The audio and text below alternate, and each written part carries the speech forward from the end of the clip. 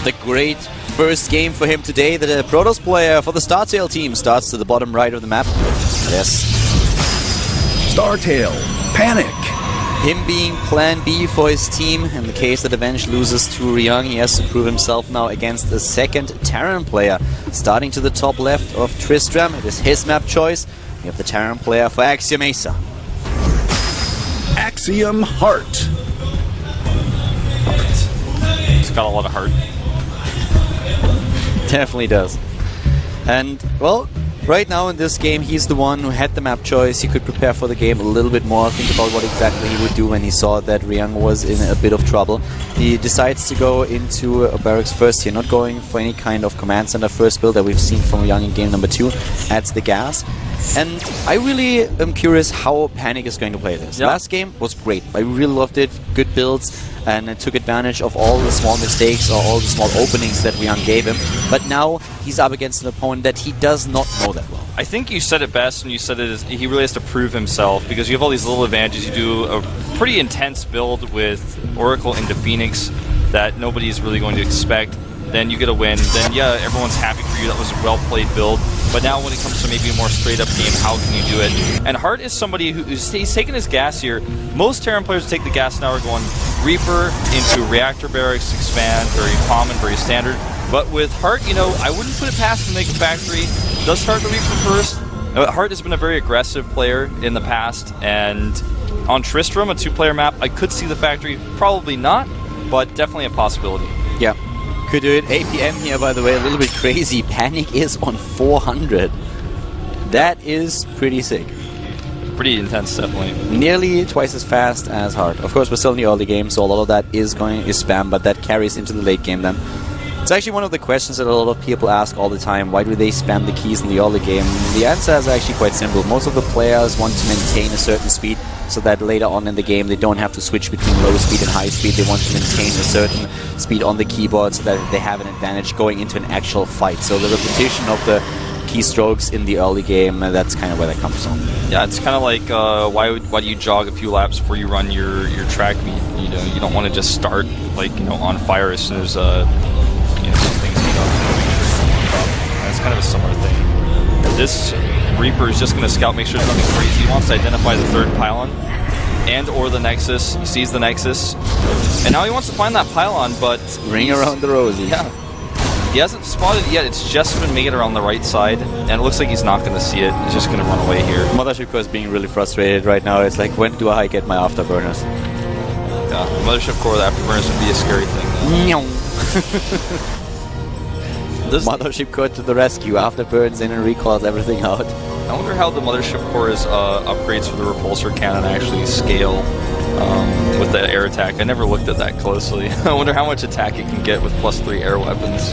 Combat Mothership Core. Yeah. Mothership Core gets really scary, you gotta be careful. It's like almost as strong as an Arbiter in StarCraft 1. Goes in, drops the time warps everywhere. That would actually be quite funny if you have like a battle Mothership Core, like an upgraded one.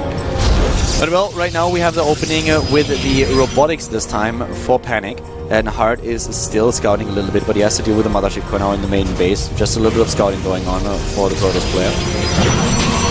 And now the Reaper finally does identify that pylon location, but more than that, he sees what's there. The robotics in the 2 gate, which is exactly what you would expect.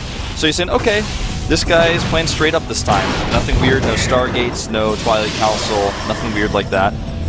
And, you know, I keep talking about this third pylon. The reason why you want to find the third pylon is if you don't see one at all, you know your opponent's proxying something. If you see it but you don't see anything there and your Reaper dies, then you know exactly where you want to scan to find those buildings. So that's why the Reaper goes in there to check for that. Yeah, and Panic in this game in particular now with the Observer wants to know what exactly is going on. He wants to have a little bit more vision. He's playing this a little bit more just defensive than he did in game number 1. For Hart, of course, we have the bunker at the front and a stim already on the way. So both of them taking it easy for now. But Panic with a pretty solid opening here, going a little bit more standard than he did against Rare. So notice that Hart has these Marines to the south and one Marine in the middle. That Marine in the middle is to see if the Mothership Core and some Stalkers are come out to pressure. If that happens, he's going to run by with the Marines and try to kill some probes. In this case, Panic Panic is sitting back and doing nothing, so Heart's not going to have any opportunities. These 5 Marines are just going to sit here for a while and eventually just go home. Yeah, have a drink, and then when they don't see anything, just report back home. Sipping a beer, and it's like, well, alright, I guess that's it. We're going to go home and chill at the bunker. What kind of beer do actually Marines drink? I don't know. Like, what type of beer will be in the future? There will be only German beer. Yeah, they'll figure out that's what the a best silly kind. question. They'll figure out it's the best kind. Is that what you were going to say? I don't have to say it. Everyone knows already. I don't know. I like Chinese beer, but I'm a little bit strange with that. I'm a little bit strange with a lot of things when it comes to taste. Man. Let's not go into that again. Let's not start talking about food and ice cream. But, well, now he's going to come out here and poke with these Marines and see what's there. Maybe bait the units out even, and then kill them with the army that's coming across. It's a very strong push that's coming. Yeah, the Marines are actually in trouble up to the point where the reinforcements are moving in, but he sees it immediately. Hart doesn't lose a single unit to this. Has to move back, and he has to heavily rely on the photon overcharge now. But let's not forget about the War Prism that is on the way into the main base of the Temple there. I don't know how much damage it's really going to do with good force fields. He forces the overcharge, which means that later on when the drops come through, it's going to be better for him. But he doesn't have stim. His combat shields aren't ready yet. It's very Marine heavy. Oh, this is going to be Stim scary. completed, I think, already. Let me check that. So I think. Nope. Oh, wait, no, I'm didn't have pressing the wrong button. I was pressing the structures button this whole time. Of course, Stim's not going to show up as a structure. Yeah. Wolf, you're crazy. That would be a new one, yeah.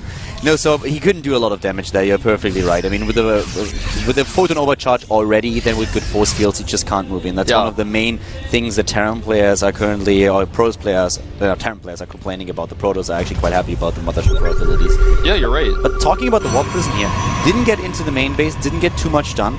And both of them are just trying to find out what's happening here. We have the observers to the top left, scouting for Panic, what's happening in Hart's main base, and Hart is dropping scans to see exactly what tech path we see here for Panic.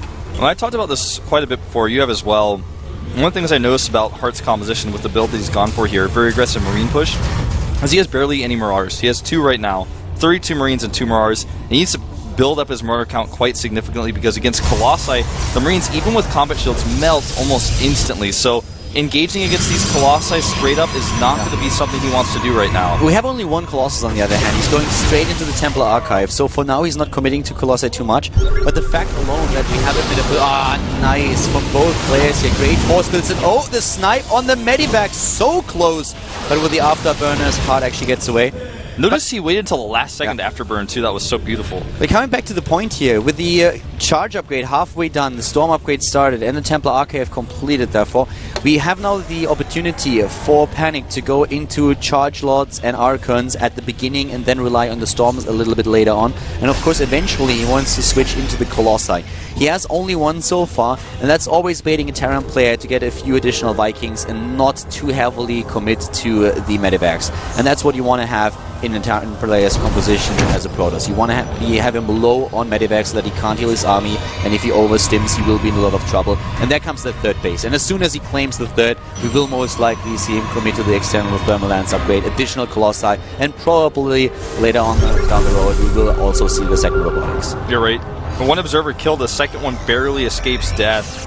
While you were talking about that, it stays in the main base. Looks like he's going to check to see if the armory is there. The Mothership Core, or rather the Warp Prism, somehow, some way, not spotted by the Marine to the north or by the Vikings that are patrolling, so he's still around. Could become an issue later. Definitely found the blind spot there, that much is true. And now he sends it in. Dodges again the Marine and the Vikings, and is going to get in. Spotted for a second, but as you already said, it's already in. Here come those Vikings. He's starting to drop his Zealots. Could warp in once again. That's exactly what he starts to do. The Vikings a little bit too late, but he cancels and tries to escape. That's not going to happen. Zealots doing a little bit of damage, taking down a few of those SCVs, doing a decent job here, but not too much damage. Yeah, not too bad. He keeps him busy while getting his third. Yeah, not too bad, not too good. He waited till charges, then he waited till his third base was about done.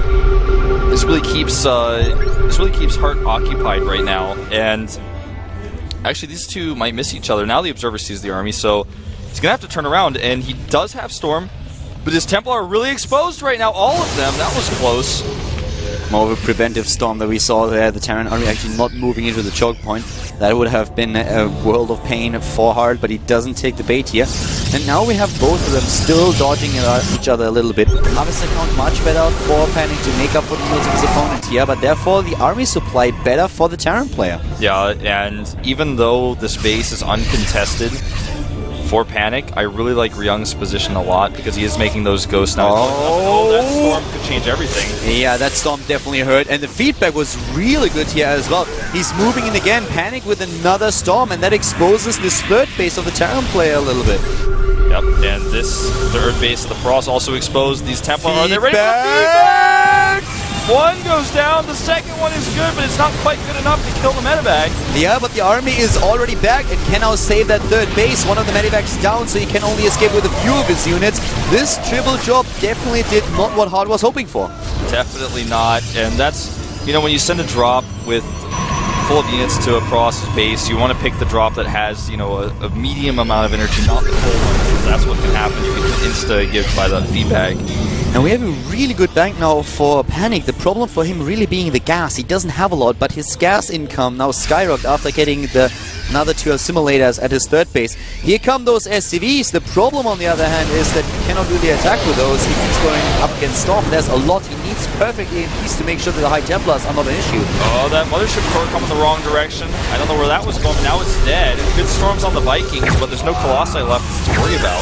Well, one left, barely. There we go, sniping those High Templars. There is no Storm anymore. Exactly what we were talking about earlier. 2 of the High Templars that have been warped in are still there. They could go for the Storm. One hits home, second one as well. The third one is even better, but they are not really good enough to take down this army. Yeah, there are 3 Templar left. One with 2 storms, the other one 2 are freshly warped, and it needs to make sure these storms hit home, and will they? That's the question.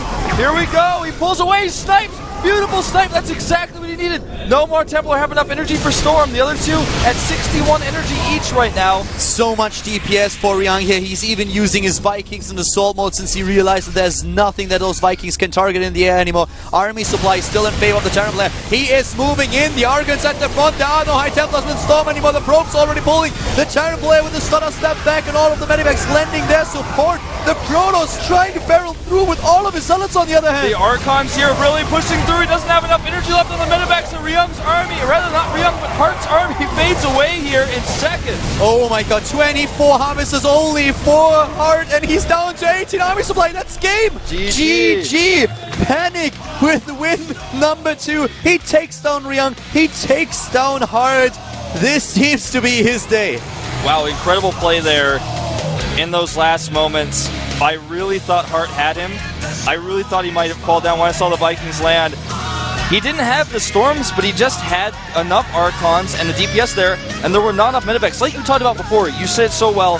When you're making all those Vikings, you're not making medevacs. He did not have enough medevacs. He lost the medevacs during the drops as well, and he just didn't have enough healing power. But Hart played so well against those High Templars. He sniped all of them. He took a couple of storms, but most of them only did a little bit of damage and didn't really hit home. Yeah. But right now, after the High Templars were out, those Archons came through for Panic. And Axiom-Acer, they are not too happy about this. You can really see the concern in the eyes of the players here. Not only Ryung, but also Crank. He didn't look too happy about what happened here. And for him, it's a really difficult choice to make now.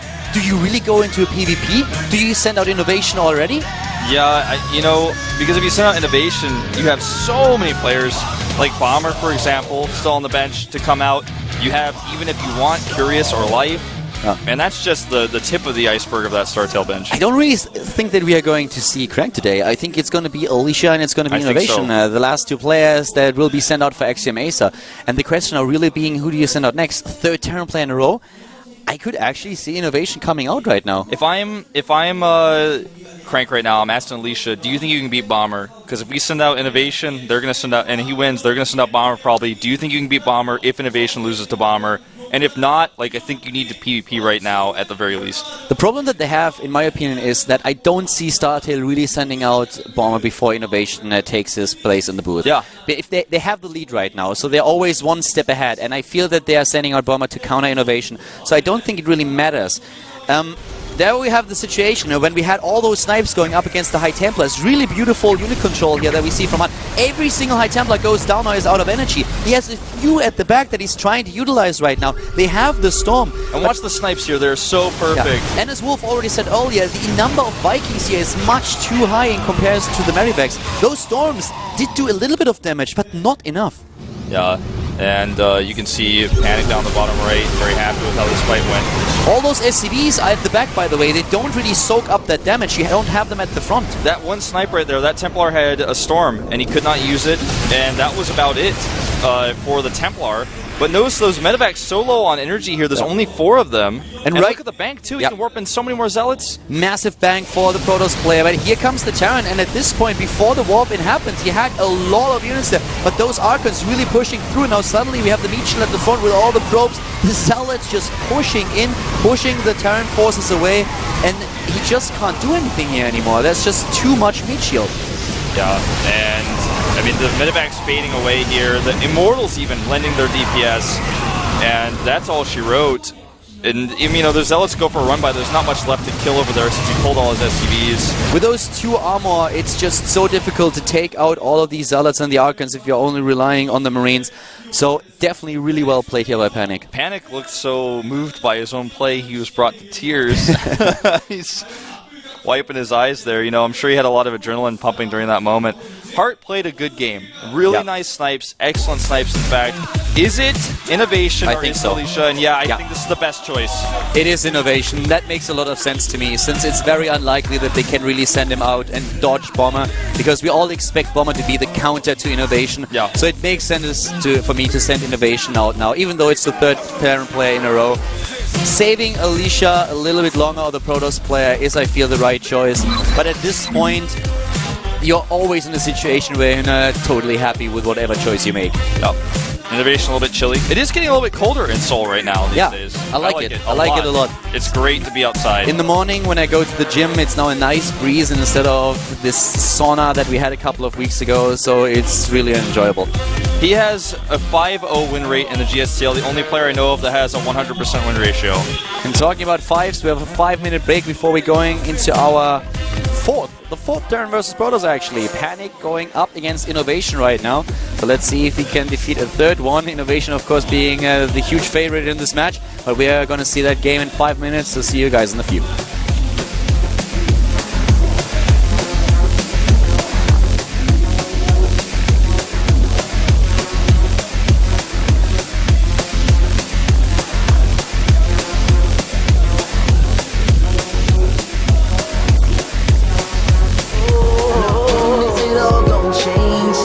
Still remain.